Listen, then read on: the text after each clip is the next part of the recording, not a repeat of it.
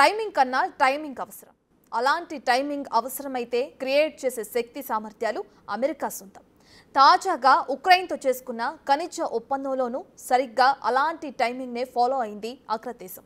సరిగ్గా వారి అవసరాన్ని కనిపెట్టి మరీ దెబ్బ కొట్టింది. ఇటు కాదనలేరు, అలాగని ఆ అగ్రిమెంట్ చేసుకోకుండా ఉండలేరు. అలాంటి కాన్ బట్ కండిషన్లో అనుకున్నది సాధించేసింది అమెరికా. ఇంతకీ ఏమిటా ఖనిజ ఒప్పందం? దీని ద్వారా ట్రంప్ పొందబోతున్న లాభం ఏంటి? ఇప్పుడు చూద్దాం.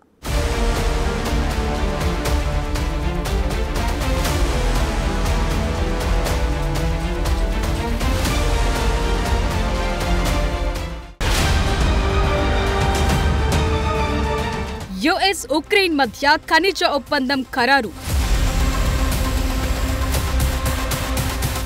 సైన్ చేసిన ఉక్రెయిన్ యుఎస్. ఇరు దేశాలకు సమాన వాటా. 10 ఏళ్ల పాటు అమల్లో ఒప్పందం. ట్రంప్ది టోటల్ మనీ మైండ్ సెట్ గా చెప్తారు. ఆయన బిజినెస్ స్ట్రాటజీయే వేరంటారు. First I'm the businessman, then politician అవతార్ అన్నది ఆయన పాలసీగా అంచనా వేస్తుంటారు. వ్యాపారంతో రాజకీయం చేస్తారా లేక రాజకీయాలతో వ్యాపారం చేస్తారా అనవసరం. మొత్తం మీద అయితే ఎలాంటి కండిషన్ లోంచైనా వ్యాపారం చేసి చూపిస్తారు. దట్ ఈస్ డొనాల్డ్ ట్రంప్ గా బిజినెస్ మైండ్. ఈ విషయంలో ట్రంప్ ఓపెన్ గా చెప్పేస్తారు. లాభం లేకుండా ఖర్చు చేయటానికి తానే మూర్ఖుణ్ణి కానని ఖరాఖండిగా చెప్పే మొండి ఘటం Trump. That we're going to get from the raw earth that we're going to be taking and sharing in terms of revenue. So it's going to be a lot of money will be made from the sale and from the use of raw earth. And as you know, our country doesn't have much raw earth. We have a lot of oil and gas, but we don't have a lot of the raw earth. And what we do have is protected by the environmentalists, but that can be unprotected. But still, it's not very much.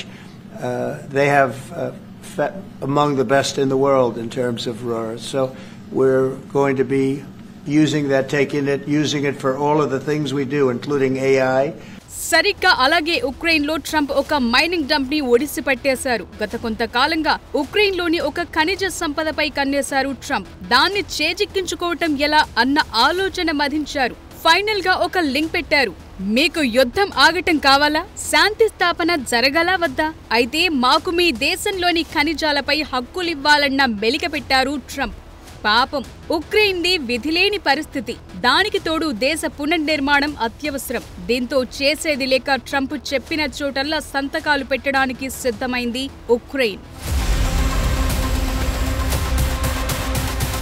Trump ఒత్తిడికి Ukraine అధ్యక్షుడు Zelensky తలొగ్గక తప్పలేదు. ఖనిజాలను సొంతం చేసుకోవటానికి Trump కు అనుమతి చేశారు. దీంతో అమెరికా ఉక్రెయిన్ మధ్య కుదిరిన ఒప్పందంపై బుధవారం ఒప్పందాలు జరిగాయి. America treasury secretary Scott Bessent, Ukraine ఆర్థిక మంత్రి యూలియా సెర్దెంకో ఒప్పంద పత్రాలపై సంతకాలు చేశారు. I am glad to announce the signing of today's historic economic partnership agreement between the United States and Ukraine, establishing the United States-Ukraine Reconstruction Investment Fund.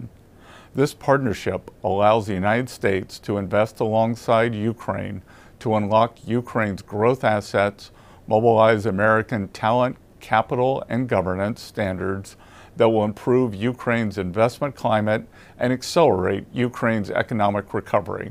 ఈ ఒప్పందం ద్వారా American Ukraine భూభాగంలో graphite, titanium, aluminium వంటి 20కి పైగా ముడి ఖనిజాలు America పరం కానున్నాయి. అంతేకాదు ఖనిజేతర వనరులైన ముడి చమురు, సహజ వాయువుల డ్రిల్లింగ్ కి సైతం అనుమతి లభించింది. ఒప్పందానికి సంబంధించి పూర్తి వివరాలను రెండు దేశాలు ప్రస్తుతానికైతే రహస్యంగా ఉంచాయి. ఈ కొత్త ఒప్పందాన్ని యుఎస్ ఉక్రెయిన్ రీఇన్వెస్ట్మెంట్ ఫండ్ అని పిలుస్తున్నారు. ఖనిజాలు తవ్వుకోవటానికి తగిన అనుమతులిచ్చినందుకు ప్రతిఫలంగా ఉక్రెయిన్ పునర్నిర్మాణ నిధి ఏర్పాటు చేస్తారు. ఈ నిధికి ఉక్రెయిన్, అమెరికా సమానంగా డబ్బులు సమకూర్చి పెట్టాల్సి ఉంటుంది.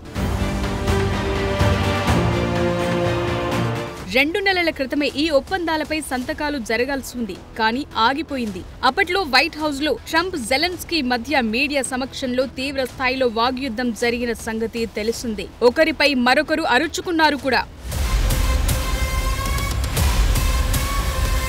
అలాగని ఈ ప్రయత్నాలేం ఆగిపోలేదు. ఉక్రెయిన్ కండిషన్ అలాంటిది. ఎట్టి పరిస్థితుల్లోనూ దేశ పునర్నిర్మాణం జరిగి తీరాలి. అలా జరగాలంటే ఇలాంటి త్యాగాలు తప్పనిసరి. బేసిక్ గా ఇలాంటి సిట్యువేషన్స్ కల్పించి మరీ అగ్రదేశం ఆయా దేశాల్లోని ఖనిజాలను తన ఆధీనంలోకి తీసుకుంటుంది. అలాంటిది తమ ప్రమేయం లేకుండా రష్యా, ఉక్రెయిన్ వారంతట వారే తగువులాడుకుంటుంటే అంతకన్నా మించి కావాల్సిందే ఉంది. దీంతో పట్టు వదలక వారి ఆయువు పట్టు మీద కొట్టారు ట్రంప్. దెబ్బకు ఉక్రెయిన్ దిగిరావాల్సొచ్చిందని భావిస్తున్నారు.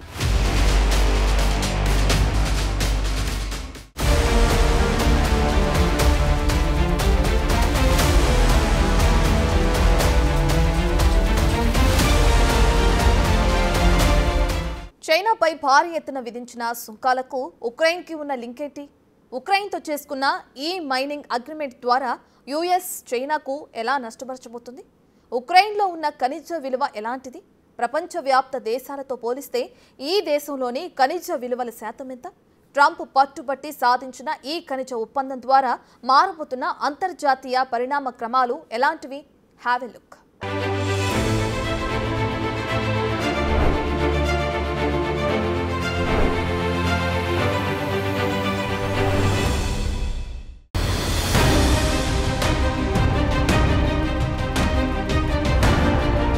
ట్రంప్, జెలెన్స్కీ మధ్య వైట్ హౌస్ గొడవ జరిగినప్పటి నుంచి ఇరుపక్షాలు తీవ్రంగా ప్రయత్నించాయి.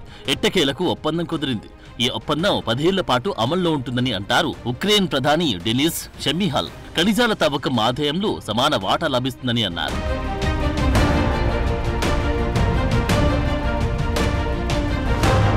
ఈ సందర్భంగా డొనాల్డ్ ట్రంప్ ఒక కామెంట్ చేశారు. ఇచ్చిన దానికంటే ఎక్కువగా తాము తిరిగి పొందబోతున్నామని చెప్పారు.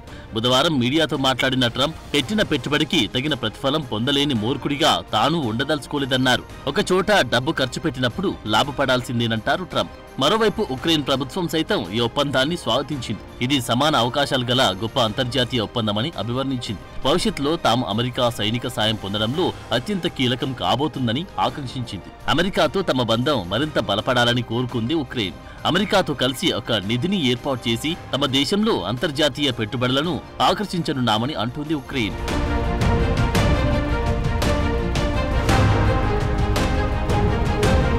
ఉక్రెయిన్ అమెరికా ఒప్పందంలో కీలక అంశాలేంటో చూస్తే ఉక్రెయిన్ కు ఇప్పటి వరకు $350 బిలియన్ ఇచ్చామని, ఆ సొమ్ము తిరిగి ఇవ్వాలని ట్రంప్ గతంలో డిమాండ్ చేశారు. కొత్త ఒప్పందం ప్రకారం ఆ డబ్బు ఉక్రెయిన్ తిరిగి ఇవ్వాల్సిన అవసరం లేదు. ఇక రష్యా పట్ల ఇన్నాళ్లు సానుకూలంగా మాట్లాడిన అమెరికా స్వరంలో ప్రస్తుతం మార్పు వచ్చింది.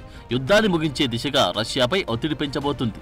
అంతేకాదు రష్యాకు సహకరించే వారిపై కఠిన చర్యలుంటాయని పరోక్ష హెచ్చరికలను జారీ చేసింది.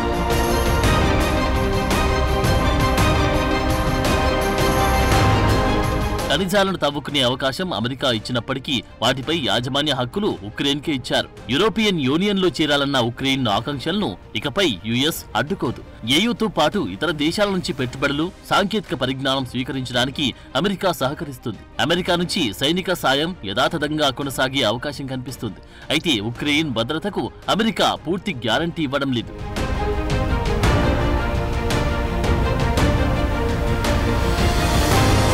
ఇంతకీ ఈ ఖనిజాలకు ఎందుకంత ప్రాముఖ్యమని చూస్తే ఇతర దేశాల్లో లేని అరుదైన ఖనిజ నిల్వలకు ఉక్రెయిన్ కేంద్రం. లిథియం, గ్రాఫైట్, మాంగనీస్, టైటానియం వంటి ఖనిజ నిల్వలు ఇక్కడ అపారంగా ఉన్నాయి. 34 కీలక ఖనిజాల్లో 23 రకాల ఖనిజాలు ఇక్కడ ఉన్నాయి. ఇది ఉక్రెయిన్ను ప్రపంచంలోని అత్యంత విలువైన ఖనిజ వనరులు గల దేశంగా నిలుపుతుంది.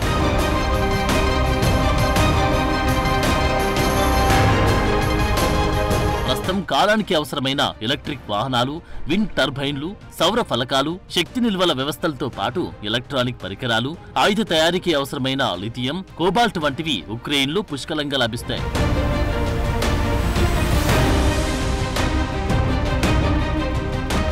ప్రపంచంలోని మొత్తం ఖనిజ వనరుల్లో 5% పైగా ఉక్రెయిన్లోనే ఉండడం గమనార్హం. ఇక ముడి ఇనుము, titanium, manganese, uranium, neodymium, dysprosium, niobium, tantalum, beryllium, cobalt, zirconium వంటి ఖనిజాలకైతే లోటీ లేదు. ఈ ఖనిజాల కోసం అమెరికా ఇన్నాళ్ల పాటు చైనాపై ఆధారపడవలసి వచ్చేది. ఇప్పుడు ఉక్రెయిన్తో ఈ ఒప్పందం జరిగాక ఇక చైనాతో పనిలేదు. అందుకే ఈ ఖనిజ వనరులను దక్కించుకోవడానికి అమెరికా ఇంతగా ఉవ్విళూరింది. ఇప్పుడు తాము అనుకున్నది సాధించడంతో చైనాకు పూర్తి స్థాయిలో చెక్ పెట్టడానికి సిద్ధమైపోయింది.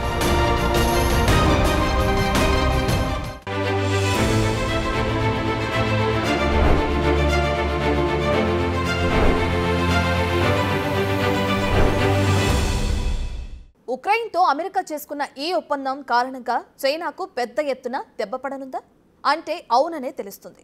ఇన్నాళ్ల పాటు ఈ ఖనిజాల కోసం చైనాపై డిపెండ్ అయిన యుఎస్ ఇకపై డ్రాగన్కు చుక్కలు చూపించబోతుందా అంటే అవుననే తెలుస్తుంది. ఇప్పటికే సుంకాల యుద్ధం చేపడుతున్న ఈ రెండు అగ్ర దేశాల మధ్య మరెలాంటి వాతావరణం ఏర్పడనుంది తెలియాలంటే కొన్నాళ్లు వేచి చూడాల్సిందే.